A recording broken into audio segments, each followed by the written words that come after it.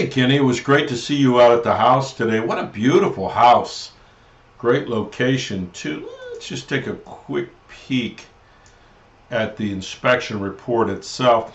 And how these reports read out, upper right hand corner is the legend. Each one of these initials pertain to something. A is consistent with the age of the chimney. B, see comments below. C, repairs needed. D, need further evaluation. Or E, not applicable. Place into the boxes next to the parts of the chimney you can identify in this diagram. And then, of course, you'll find my comments here below. Let's scroll over here. Let's take a look at this chimney. Okay, so this tree right here is growing so close to the chimney. I actually couldn't get a ladder on the chimney only because that tree, and I really had to fight to get it close enough so they could get a picture of the top of the chimney using a pole camera. To be honest with you, it was very difficult. Unfortunately, up on the top, there's some cracks in the concrete crown up here that may be leaking.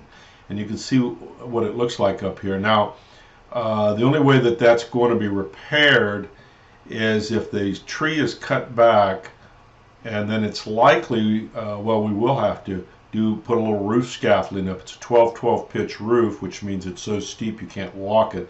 So some slight scaffolding up here to get to the top, re-pour the crown. I've given you a price on doing all of that. That tree would have to be cut way back in order for us to even do that for you. So, but you have a price. You got to know about these cracks in the crowns. To some extent, they're like that from the start. In other words, when that chimney was built, it had hairline cracks in it.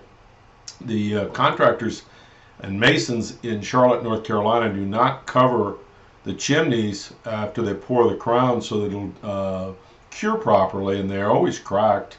And so to some extent, and this has been cracked for a while, so it needs to be done.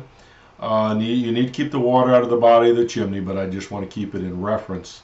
Well, here's a closer look at that. Let's take a look inside. Beautiful fireplace, working vented gas logs, manually operated. They're using the floor valve as a service valve. Now the service valve is strictly for service providers like me or a licensed plumber. So that's what that's about. What you as a homeowner would use is this manual, and you just turn it left or counterclockwise. You turn it up and clockwise to stop it. Flue system really looks good in there, and the damper is working great. And remember, always on vented gas log units, you want to keep the damper open 24/7 so you don't forget. Maybe close the damper in the summertime, which would make sense actually, but forget to open it just even one time in the fall. When you start those logs up, you'll fill the house up with something you can't see or smell, carbon monoxide. It's not like a wood burner, you know, where you can forget to open the damper, and everybody's done that. If you've had a wood burning fireplace in the past and the smoke comes in, you go, better open the damper. Here you wouldn't know it until the alarms go off, and so that would be a problem. In that firebox area down here in the lower right hand corner was a little bit of an opening in there. With these gas logs, it's a non-issue. If you went back to wood burning, which you could do with this with a plumber's help, in other words, plumber would come and remove the gas lines and stuff for you, that would be the time you'd have him seal that, and also the hole where the gas line would be coming through. But other than that, it's a non-issue. Fireplace looks great. Just need to do something with this area right here sometime over the next couple of years.